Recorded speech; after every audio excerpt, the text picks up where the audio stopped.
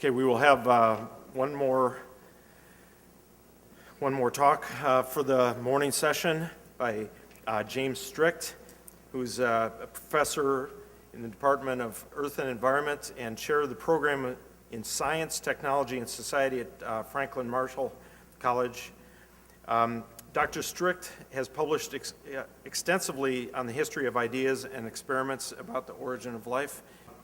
Also, the editor of two 6-volume collections of primary sources, Evolution and Spontaneous Generation Debate, and the Origin of Life Debate, Molecules, Cells, and Generation. James Strick.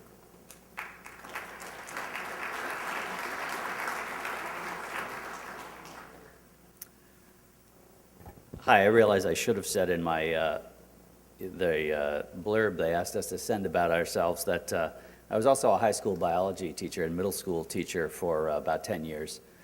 Initially trained in microbiology and microbial ecology, taught high school and middle school biology for 10 years, eventually got excited enough about the history of science to go back and retrain as a professional historian of science. When I was here to interview Lynn for a book that I was working on a little over 10 years ago, as so many other people have said, I got invited to stay at her house. Interview stretched out over several days, as it turned out. Lynn was nothing if not loquacious. And there was an invitation to have her knock on my door at 6 o'clock in the morning to take me out for that swim in the pond that we heard about last night. And I had a young child at the time and had been sleep deprived for quite some time, and I didn't take up the invitation. I've always wished that I had. Tomorrow morning, I feel I really have to go jump in that pond. In so many ways, though, it reflects Lynn's carpe diem attitude toward life. I have the impression she's a person who left this world with relatively few regrets, a person who went through many changes, a partner of domicile, raising multiple sets of children and grandchildren, but who changed always as necessary to keep her life and especially her work moving and growing. This gathering shows more clearly than any of our words how much has been created by her life and work. A phone call from Lynn, in my experience, never lasted less than 60 to 90 minutes. If the phone rang and it was Lynn, I would say to my wife, I got to go in the other room for a while and, don't knock on the door for at least the next hour, and take a notebook with me. I find it hard to understand, looking at this room, how she could have done that for so many people. Lynn was an explorer of the micro world who could mentally, almost physically, put herself in the motile world of the tiny creatures that she studied, say inside the gut of termites or in the muck at the bottom of Sippawisset Marsh. She greatly prized observations on the living state and worked hard to preserve films of living motility of these creatures wherever she found them in other people's labs in the American Society of Microbiology archives, convinced as she was that still electron micrographs, for all of their value, could deceive and give an excessively mechanistic picture of a static picture of the organism. Later, she discovered the meaning of that ancient dictum, as above, so below, via her collaboration with Jim Lovelock on Gaia theory. And she had the same feel for the macro level homeostatic processes as for those at the micro level. Was Lynn Margulis's work on serial endosymbiosis theory or on the Gaia hypothesis paradigm changing? To my mind, and in my personal educational experience, it certainly was. As I first heard about serial endosymbiosis theory as a biology undergrad in a Scientific American article in 1978, and then shortly afterward read of the Gaia hypothesis in Coevolution Quarterly, and read Lovelock's first Gaia book over Christmas in 1980. Still more so when I heard in much more detail about both theories in microbiology grad school starting in the fall of 1981, and then heard her speak at Syracuse University in the spring of 1982. Even as a grad student, I saw immediately the whole new world in evolution implied by symbiogenesis as a pathway compared to the accumulation of individual random mutations. The idea of a planet-wide entity such as Gaia made eminent sense to me as I worked on an undergraduate senior thesis in the spring of 1981 on climate change and the global carbon cycle. Reading in real time then, during my own education and training in biology education, later in the history of science, of a controversy and resistance engendered by these dramatic new points of view, I'm sure this in no small way influenced my eventual decision to train as a historian of science. When working on my second book, The Living Universe, NASA and the Development of Astrobiology, I interviewed Lynn about her work and its relationship to NASA's exobiology program. I was convinced that developing intellectually in that context of the NASA exobiology work in the 1960s and 70s probably greatly enabled her view, as Dr. Lascano has put it, that cells evolved in conjunction with, in dialectic interaction with the evolution of the early planet Earth. The interview ended up stretching over 3 days, the longest interview of many dozens of interviews that I did as part of the research for that book. So animated a conversationalist was she. And so wide-ranging were the conversations, including high school and middle school science teaching, about her thoughts as a practicing scientist about the history of science, a topic in which she took far more than an avocational interest. Lynn, for example, accepted my invitation twice to speak at the annual Dibner Institute seminar in the history of biology at Woods Hole, once in 2005 when our topic was the history of astrobiology, and again just last May when the topic was the history of cell biology. And she was asked to reflect on the place of serial endosymbiosis theory in the big picture of the development of cell biology as a field and its emergence from other parts of biology. Paradigm changing seems a very easy word to think of in thinking of Lynn's work. But paradigm is a slipperier concept than the general public that uses it really realizes. We should look at it a bit more closely. And here I'll put on my history of science hat for a moment. Thomas Kuhn's notion of paradigms, made famous in his book, The Structure of Scientific Revolutions, has actually been widely criticized by historians and philosophers of science, so much so that Kuhn himself acknowledged some of its shortcomings in his 1969 postscript to the second edition of the book. Just to take a single example, one major flaw was a tautological definition. A paradigm was said to be the framework of beliefs and norms of practice under which normal science got done. And then a few pages later, normal science was defined as that type of work that gets done by a community of scientists while staying within the bounds of a paradigm. It's amazing how, when you're immersed in writing a book, you don't see these things. Kuhn acknowledged this circularity and said one important way out would be for researchers to study more carefully, using, for example, the tools of sociology and anthropology, how communities of scientists behave. Among other things, how they arrive at consensus on the truth of a given theory, how they agree that an experiment has ended and that a given datum is actually the result, how they police the boundaries between science and non-science, etc.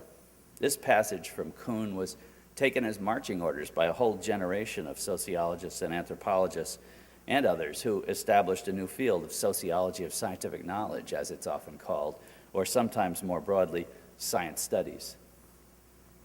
In the process, a great many of them rediscovered a highly astute little book from 1934 by Polish microbiologist Ludwig Fleck, with a disarming title in English, The Genesis and Development of a Scientific Fact.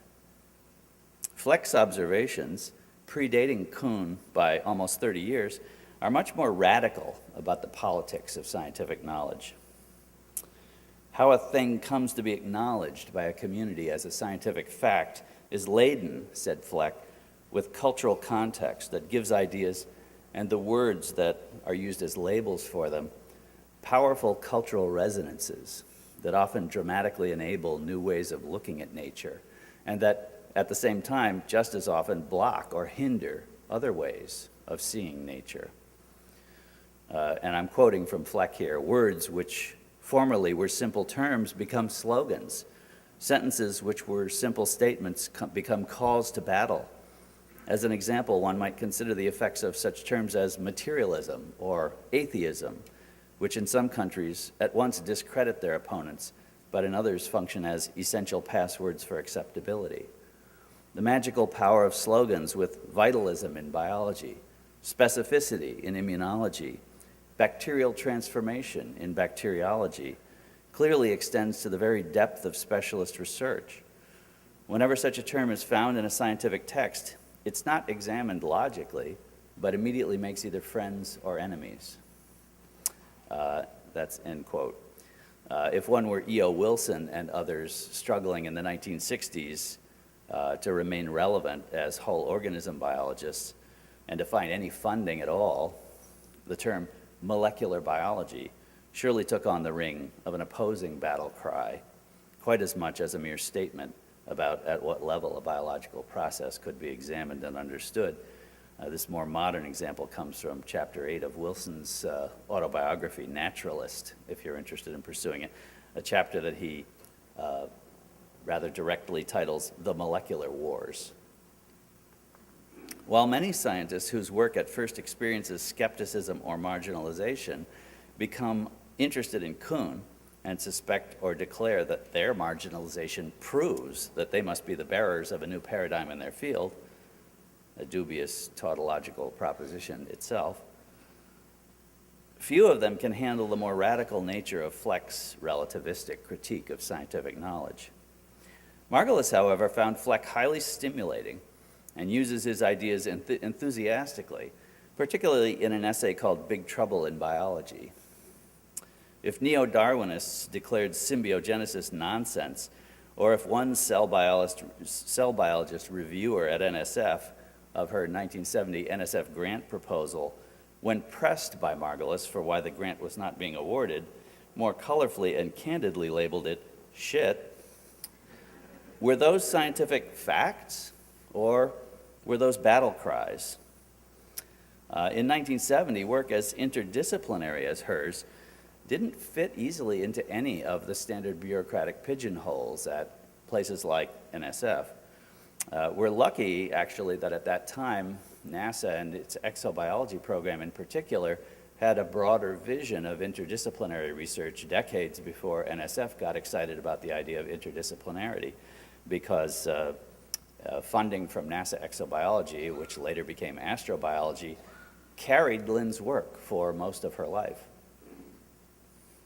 She had learned well T.H. Huxley's idea that the very terms in which a debate is conducted strongly precondition the likely outcome.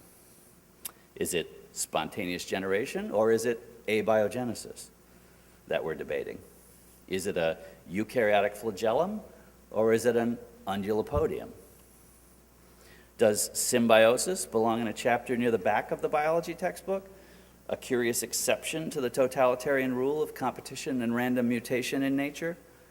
Biology instructors know that as often as not, you never get to those last chapters in the book before time runs out. I'm sure Emily Case knows this. Or is symbiogenesis a potent force in nature for creating new species, much as it created the eukaryotic cell? Is horizontal gene transfer a common part of nature, or a promiscuous process that foils attempts to build a beautiful single branching tree lineage, just as Father Darwin would have wanted it? In Big Trouble in Biology, Margulis labels neo-Darwinism what Fleck described as a thought collective. Once identified and named, she said, the thought collective achieves the status of professional tribe, whose members are bound together by many ties, including those of scientific language. She goes on to list a series of technical terms from neo-Darwinist writings: adaptation, altruism, cheating, selfish behavior, fitness, inclusive fitness, etc. And she declares, quote, "Because none of these neo-Darwinist battle cries are directly measurable, all quantification associated with them is indirect and necessarily involves various assumptions and unstated hypotheses," end quote. She contrasts this thought collective, or paradigm if you like, with the autopoietic paradigm that symbiogenesis and the Gaia hypothesis belong to. Autopoiesis is the key characteristic of complex homeostatic systems such as Gaia, living organisms, or cells. Bruce Clark, I'm sure, will talk more about this later today. And the big trouble of which she speaks in biology is, in her view, the mental straitjacket of neo-Darwinist thinking and what it imposes on biology, such that the very idea of symbiogenesis and it playing a significant role seems ludicrous, because the terms of the discussion make it sound so outlandish, beyond the boundaries of reasonable people.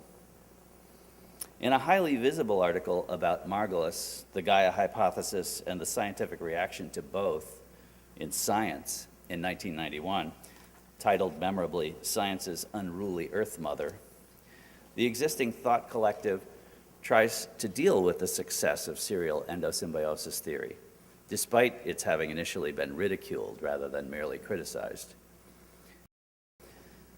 Perhaps true, but the implication again seems to be that the times that she was right must really be considered the exception that proves the rule, and that's in between the lines. Does any of this fascinating sociology of scientific behavior prove that Margulis's view was right and neo-Darwinian thinking wrong on any particular point? Not by itself, but it surely validates Fleck's and Margulis's interest in exactly how much the sociology and politics of human groups' behavior participates in the process of deciding what is scientific fact. Thank you.